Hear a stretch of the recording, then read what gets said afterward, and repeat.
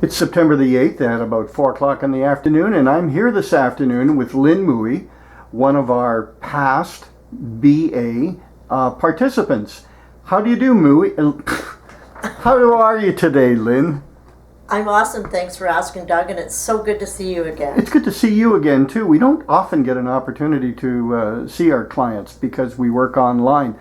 So it's always a treat when we get the chance to meet them face to face. Now, where are we exactly?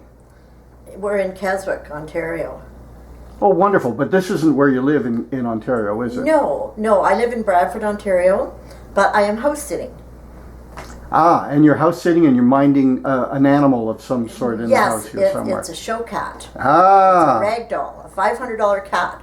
So it's a little nerve-wracking. Yes, it's always. I recently finished a movie and I had to work with a dog, and the dog was always called the talent. You couldn't talk to the dog and you couldn't pet the dog because you would distract the dog. So I understand what you're saying. So Yeah. The show cat must be much the same. Yes, well, her name is Delilah, and she's very fussy. I rarely see her. She hides on me. She's very snooty. Okay.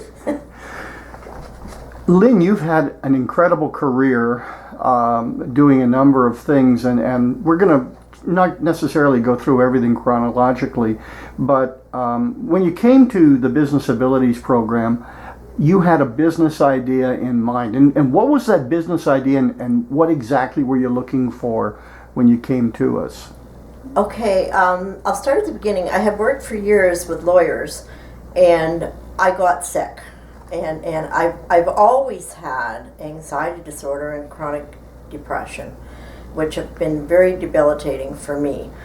But because I'm a stubborn person by nature, I have forced myself to do things that have been very, very difficult.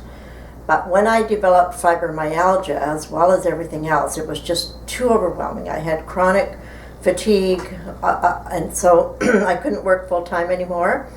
And of course, financially, it became hard after working for lawyers and making good money, buying a house and so on, and having a daughter at home. And anyways, I saw something on television about a woman writing a book and selling her story. So I wanted to do that, and I started writing down, because before I had become a legal secretary, I lived quite a tragic life, and had revamped that life and overcome it. But anyways, I wanted to write my life story, and so I started in about 1996. Struggled for years. It took me a long time. And when I finally got to the point where I thought I had a good manuscript, I needed a publisher. Well, I wrote to so many publishers. I got enough rejection letters back to wallpaper my kitchen. Mm-hmm. And so I thought, well, this isn't going anywhere. And then I found a on-demand publisher, which I understood was the way that a lot of people were going nowadays. So I needed funding. So I started looking around desperately for funding, and there was just nothing available. So I went to Community Futures in Trail, British Columbia. I was living there at the time. And I was sent to Canadian Society for Social Development, is what Make a Change Canada was called at that time. Mm-hmm. And that was probably back in around 2005 or 2006. And it had to be in that time because my first book was published in 2006. Now, there was no funding available, but I was offered the option of taking the Business Abilities course. Now, what that did for me was amazing. Because of the fact that I had anxiety disorder and chronic depression and all of these other things to drag around with me every day, the Business Ability program was the perfect thing to build my confidence. Mm-hmm. That's what I was lacking. I had enough business from working in the law office and bookkeeping and that sort of thing to be able to kind of do that, but I didn't have any confidence.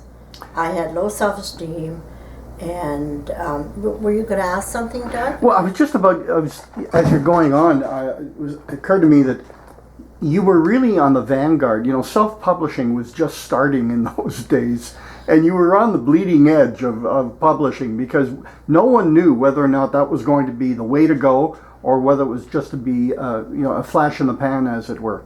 Mm-hmm. So you've been in from the ground floor, basically. Oh, I didn't even realize that till just right now when you told me that, and it's worked perfect for me, because I was able to publish at a minimal amount of money, and publish the books whenever I required them, whenever I had orders for them. And so I've made a fair bit of money out of my books, and I don't know if you're interested in seeing my books right now. Well, let's see the first book that you came out with. Okay. The first one was called what? Carousel. Carousel. Oh, And yes. Good. this book was the first part of my life story, and the subtitle is based on the true story of Elizabeth Burgess's addiction to men, alcohol, and abuse. Now that sounds a little racy, but it's I've recently found out from my doctor that I called it my man addiction because that's what I thought it was. But according to my doctor, it's a love addiction. So I have all kinds of addictions on top of the anxiety disorder and everything else. But have had 31 years of sobriety, and I struggle every day with my addictions and with my anxiety and all these things. But going through the program from, I want to call it CSSD, and I know now it's Make a Change Canada, but it was CSSD to me back then. Anyway, going through that program just got me going in the right direction, because it gave me confidence that I never had in my life before. Do you know what really astounded me? Because I was working as your business coach at that point in time. First you had Christine Weir, didn't you? Yes. As a business coach, and then I was your business coach following that. And every time I'd speak with you on the telephone, or we'd send emails to each other, or however we communicated, you were always so upbeat. I couldn't believe the story in the first place. I couldn't believe that you'd been through so much anguish, anxiety, just miserable situations, but you were so upbeat and so positive about life. That's what always radiated through. Oh, well, thank you so much. You didn't know that? I don't think I've ever told you that. Yeah, well, that's awesome. And you know what? A lot of people say that about me, and I don't know why, because if anybody should be bitter, I should. I've had a terrible life, and I mean, I won't. You have to read my books if you want to know about it. So anyway, I believe, though, still going back to it again, that Make a Change Canada was the beginning of my confidence and my resilience and being able to bounce back. And anyways, I got the confidence from them. I went ahead, I published, and I've lost. But you went on to do other things as well. After you published the first one, and you started getting some success from that, you began to realize that you had other stories. This wasn't just a one-trick pony. It wasn't going to be just one book. Right. And you had ideas for your second book, etc. Yes. Oh, and now I know where I was at. I got lost there for a second, but now I know where I was at. Okay, you mentioned Christine Weir. Now that was the beginning, and that's another thing. It wasn't just the program building up my self-esteem and learning lots of things about how to run a small business, but like I can't stress it enough that the one thing that was most important for me was the building up of my confidence. And Christine Weir, a former business coach, my first business coach, was awesome with me, and she read my book. She read my book, and then she wrote me an email in the middle of the night. I didn't get it till the morning. She said, "It's midnight, and I just finished reading your book, and all I can say is wow." And I've got tears running down my cheeks. And that was so encouraging, so encouraging. And then she directed me to you, Doug, as business coach, and then you directed me to a scriptwriter. Mm-hmm. And may I Absolutely. brag a little bit here? I have in my hands here a completed script that I am so proud of. Actually, the first scriptwriter that you introduced me to, we didn't quite click. And so I met a young man named Calvin Lee, who him and I have worked together on this. And this is the 4th draft, almost finished, and we are so excited to get it going into a movie. You're spending an awful lot of time with him too. You've met with him several times now. Oh, the last 6 months we've met every other Sunday for 5 and 6 hours at a time. It's been very grueling, having to go over all of the material again and again and again, because I did live a tragic life. You have no idea. One of the things that I recall when I first started working as a business coach with you was that you were doing seminars with women who had been abused and had gone through similar things, Yes. talking about your life and about your book as well, were you not? I did. Actually, I spoke in Edmonton at Pathfinders, and which is a place that helps people with mental disabilities and also addicts. And the girl there, she said, "You sure beat out the firefighters that were here last week." I shouldn't maybe say that out loud. No, that's fine. But anyway, she said she'd never seen such a response to the group. And I mean, I just got them all involved. And how it started was that one of the mentally disabled girls, when I was asking questions and I was going to answer them myself. That was my program. And she started answering the questions, and I thought, oh, how am I going to deal with this? And I thought, you know what? Let her answer. Just let her answer and bring them all into it. And in the end, when I finished, I said, now, I was told to follow my dream by my business coach, and I said, that's what I've done. And I said, what are your dreams? What are your dreams? And at first it went all quiet, and I thought, oh boy, I've lost them. And then one girl, she said, I'd love to live up north. And I thought, well, can you? Can you find a way to do that? And she started thinking about it. And next thing you know, one wanted to be an artist, another one this, and I just felt so good. Like I didn't realize that I had the ability to speak at these types of things, and I've done several since. Yep. And so my whole career has been a multitude of things, not just books, but scripts, seminars, all kinds of different things. The thing that's interesting is that you begin to speak and you think that you have a unique story. And you do have a unique story. But there are several other people in the audience when you're doing these seminars who have gone through similar things in their lives, and they haven't had an opportunity to voice it anywhere because they felt exactly the same way you did. And so when you have the courage to get up and speak, it gives them the courage to open their heart as well to everyone else. And that's the hallmark of a great speaker.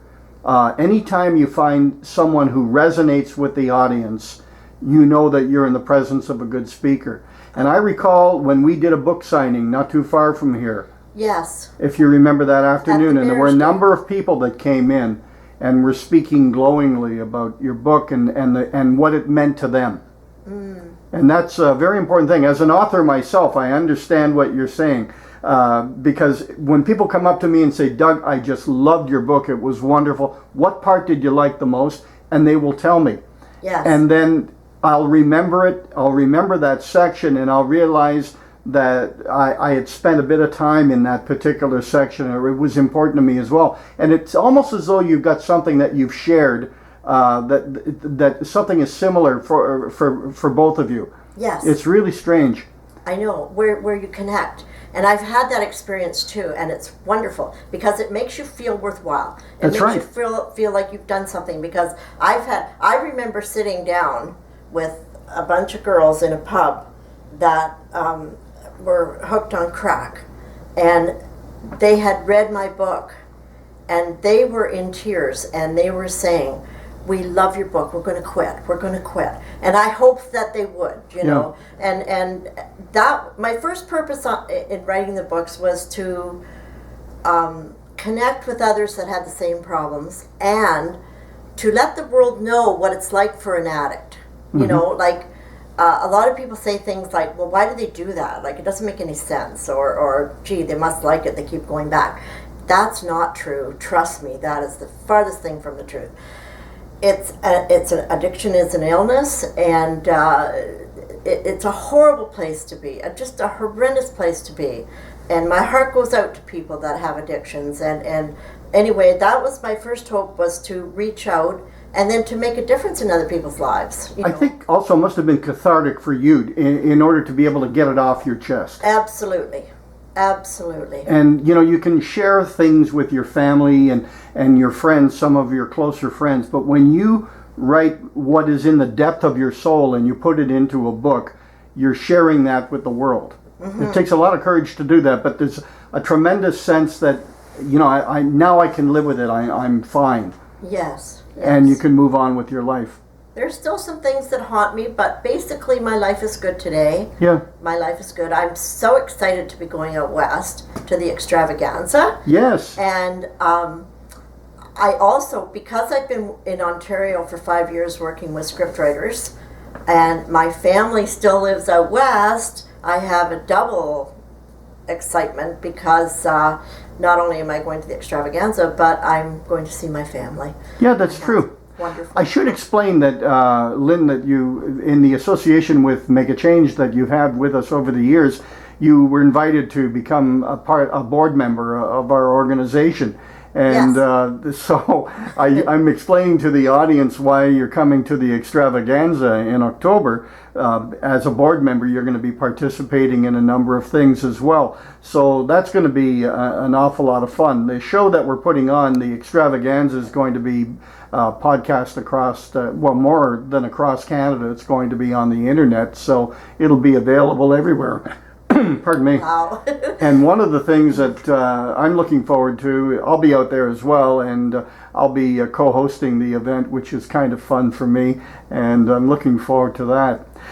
I just want to take you back for a few minutes to your book, because you finished the first book, you started doing the seminars, you were speaking to groups of people, you were asked by various organizations to come in and speak about your experience. That was helping to sell the book.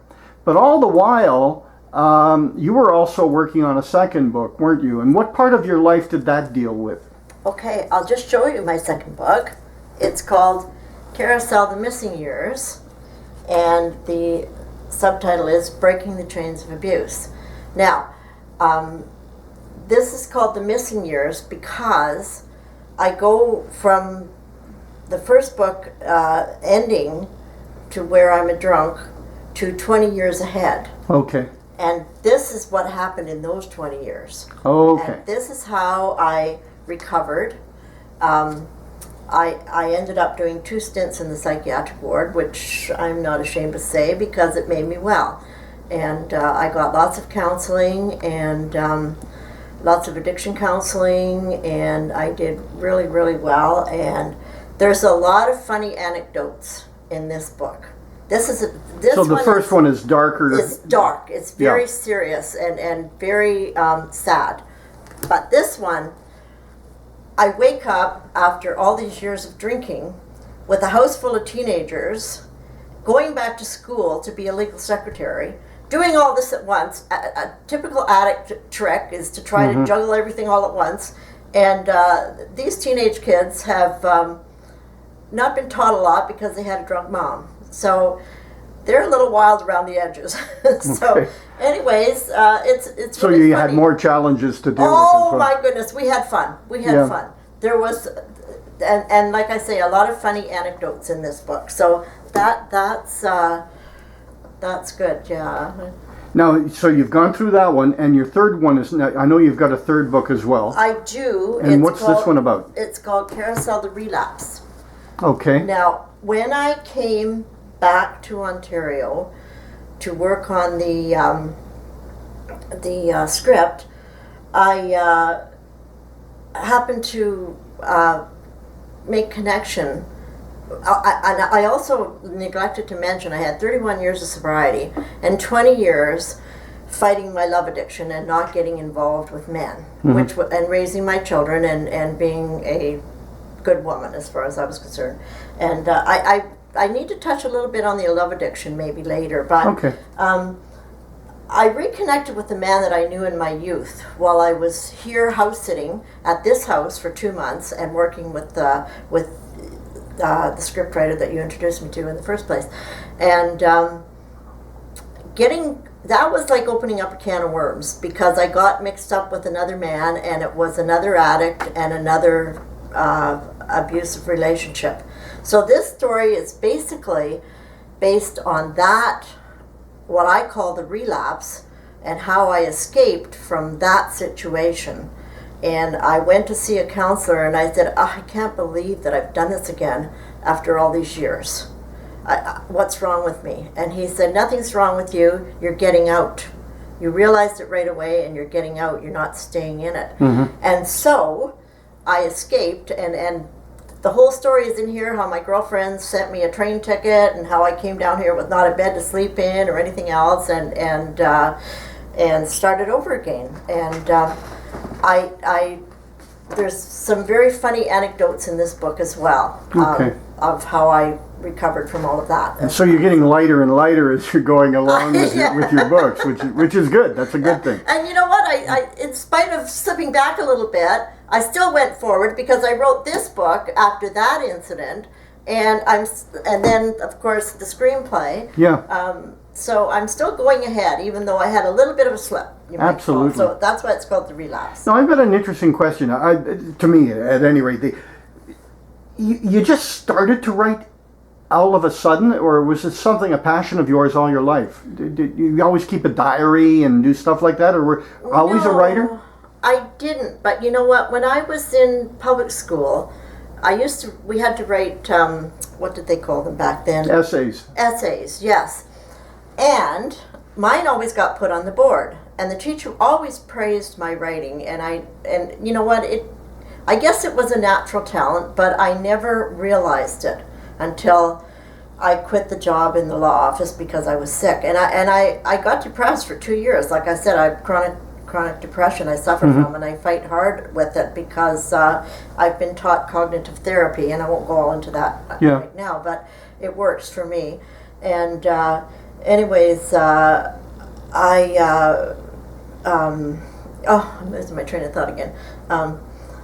I hate when that happens. I think it's called age. Yes, it's a senior's moment. It's a senior's moment. You had your essays up on the board, and they were praising you for your writing, but it was a natural ability for you. Yes. And so when I started writing, it was like, it just flowed out of me, Right. and it just and I sent my first manuscript to an actual editor in Vancouver. She charged me $500, and I had to scrape and script to get that together. And she said it was an awesome story, but she said my writing was long. She said first writers usually write long, and she said, and she coached me on how to fix it, and I did. And I had a lot of help from my friends. I had a friend, Carol Chamberlain, who's a high school English literature teacher, and she edited for me for nothing after I'd written my second. And anyway, getting back to it, then the first book took me about 6 years to write, and the second one took me a year. The last one I wrote in about 9 months. Good and grief. it just flew out of me, I love it. I love doing it. And you know what's so neat about writing is that you can put people wherever you want them. You can move them around, and computers are the best thing, because I don't know how writers ever wrote, my hat goes off to them, how they ever wrote years ago on a typewriter and then had to start all over, and you couldn't move a paragraph here to there to everywhere else. And now it's so simple, and it's amazing to create. I was speaking with another writer this morning who is going to be I'm going to tape him later on, and he's doing a screenplay right now. Oh yeah. And he just finished his first movie, and he's going for our second movie, and he's got 90 pages into the screenplay. And I said, oh my goodness, how in the heck did you get through 90 pages of a screenplay? And he said, Doug, I love what I'm doing, Yes. And he said, all I'm doing is sitting back and repeating the words from my head that they're saying in front of me. He said, I actually see the characters saying these words and I'm writing them down. I don't have to think about the dialogue that they want to say, that I think they should be saying. They're saying it, and I'm listening to my mind, and I'm just writing it all down. Absolutely. Yeah. And I remember one time, this is a funny little story, it was 3 o'clock in the morning, and I had been typing all evening, and it was 3 o'clock in the morning, and typing, because it just comes, it just flows when you get the creative juices working. Yeah. And anyways, I'm typing away, and all of a sudden the legs broke off of my office chair. Oh, I thought I was going to have a heart attack because I was so into what I was doing that it just totally freaked me out. Yeah. But that's what happens. You just get so into it that you don't realize time or space or anything around you. I know. I've got a third book that I've got to finish, and I never seem to have enough time to do it, but everything is in my mind, and I haven't yet to find the time to put it down on paper. Yeah. And I'm going to have to do it, or else it'll never get done, unfortunately. One of the things that I want to know, are there any other organizations that have worked along with you that have helped you along as well? As you know, make a change for one, we help Absolutely bring something to the equation, but you've worked with other organizations as well.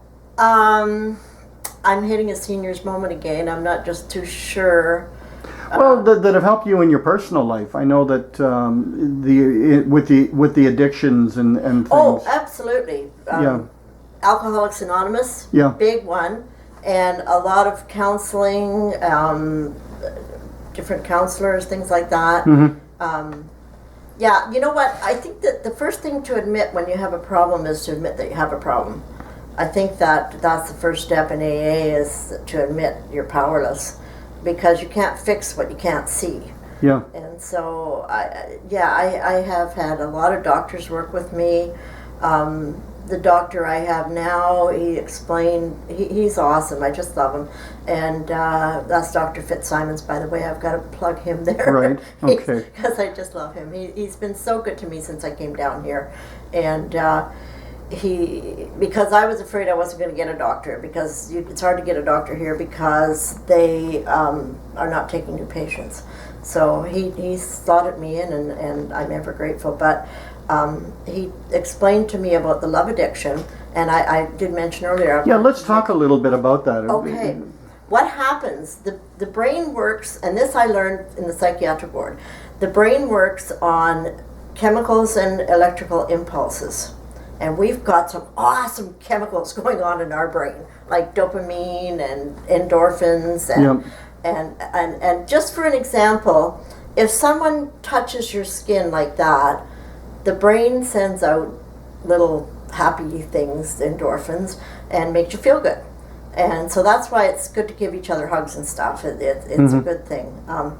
Also, too, when people fall in love, the brain excretes dopamine. Yep. Dopamine. And my doctor said it's as powerful as cocaine. And I'm addicted to it, that dopamine. And they used to call it falling in love with love. And that's me. And I didn't even realize it. I just thought I was a bad girl, you know. I mean, you didn't know these things when you're young, you know. And so, anyways, this I have to be very careful with, because it gets me into trouble. You know, like I get into abusive relationships over and over again. I think because I'm needy, because I have to have that fix. And so I go out and get it, and I'm desperate, and I'll take the first thing that comes along, and then I'm, you know, in another bad relationship. I don't think it through. But I'm working hard with that right now. And have you found that you can substitute other things and get the same sort of reaction?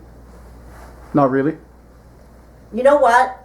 The book business and the script, that's my passion. Yeah, that's good. That is my passion. So you've got a new passion. This is a good thing.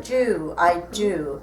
And I kind of slipped away from it for a little bit, but I'm back on track, and I'm just right out there. I've got a 4th book in the works, which is waiting because I'm been working. Oh, You haven't got a title yet, though, do you? No. Okay, no, don't worry. But just thought I'd ask because Well, you're so well organized. I don't want to reveal it yet. No, that's fine. You know, we've had an association with you, Lyn, now for about almost 10 years, I would think. Well, one way or the other, through Christine, through myself. Now on the board, working with the organization at very senior levels. And I'm sure that's been satisfying to a great extent as well.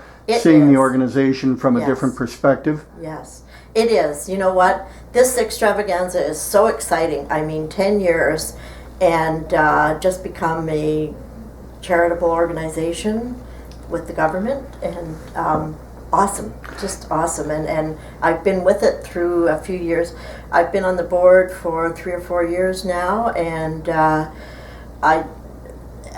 you have no idea how that feels to be what I was and say, I'm on a board of directors. That's right. You know, like, wow, like that's awesome.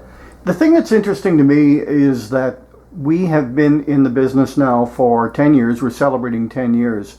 And the thing that blows me away is that we were on the bleeding edge of technology, offering services to clients across Canada in both official languages, and using all the technology that was available 10 years ago and doing everything online. Mm-hmm. And that, again, was an emerging thing. You were emerging with your ebooks, and we were emerging as an organization and providing traditional services that have been around for a lot of years, but doing it in a different way, doing it in an efficient way at less cost.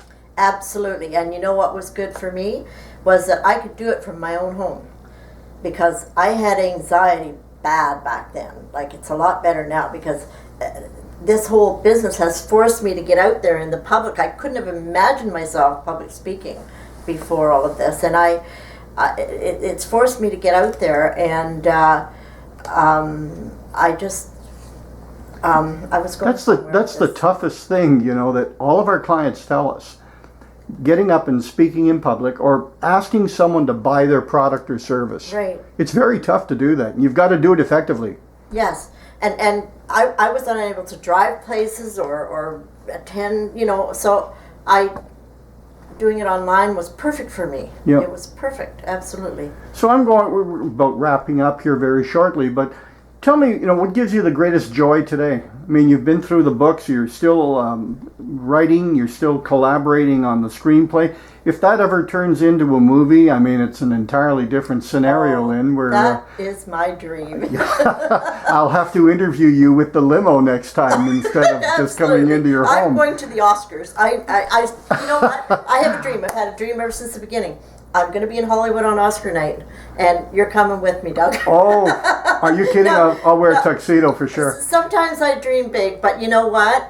I had the opportunity to have a drink, a pop, while he was having a beer, with the original drummer from CCR. Oh, yeah. And we talked about my books and my stuff, and he said, follow your dream. Because he said, we started out in a garage, in a friend's garage with our instruments, and look at where we went. Absolutely.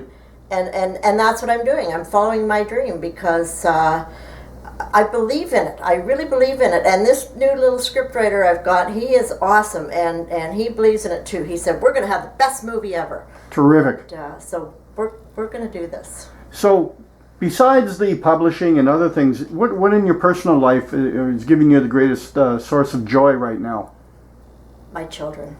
I have 2 twin grandsons, great-grandsons, that I haven't even seen yet.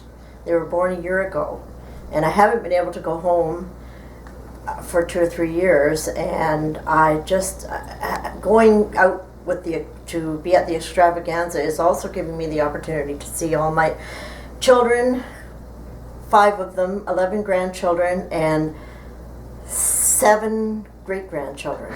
So I'm just thrilled. I lose track of all my family as well. It's impossible. impossible. Great-grandchildren. How many is it now? Like, there's 2 twins now. Oh, like, I know. Oh my gosh. I know. And they're adorable. Finally, I'm going to ask you, you don't have to do this if you don't want to, but I'll ask you anyway. Do you have any thoughts or insights or wisdoms that you want to share with others? I think, you know, you've gone through so much. You've learned a great deal from everything that you've gone through. Every bad experience you learn from that. Every good experience that you've had, you've learned from that as well. So, any final insights or words of wisdom that you'd like to pass on to the audience that we've got with us today? I think the most important thing is to learn to love yourself. I think that so many people suffer inwardly, privately, with their own demons of low self-esteem or struggles or the mind going around and round with negative thinking like, gee, I wonder if they like me. Gee, I hope I didn't say something wrong. Gee, I hope, you know. And we need to embrace who we are, because each and every one of us, when you think about it, in a world full of over 7 billion people, there isn't two alike. We are unique with who we are as individuals. That's beautiful, and just take that and run with it. Absolutely. Oh, these are wonderful words. Lyn, it's been a real joy to sit down and have a chat with you today. We haven't seen each other in quite some time, and we're going to get together again next month in Nelson, British Columbia at the Extravaganza on October the 8th. And we're going to have an opportunity to meet the rest of the team of the Make a Change organization. And we're going to meet other board members and other past and participants who have been in the program. But it's a real treat to have come down here to Keswick. I'm heading back up north to my neck of the woods very shortly.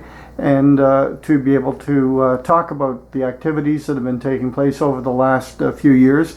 Recap some of the things that we've been through, and to hear your thoughts on the organization overall. It's been really, really good. So thank you so much for taking the time to be with us. Oh, you're welcome, Doug. It was really nice to see you too, and I was so glad when I heard you were doing the interview because I feel comfortable with you. Okay, thank you.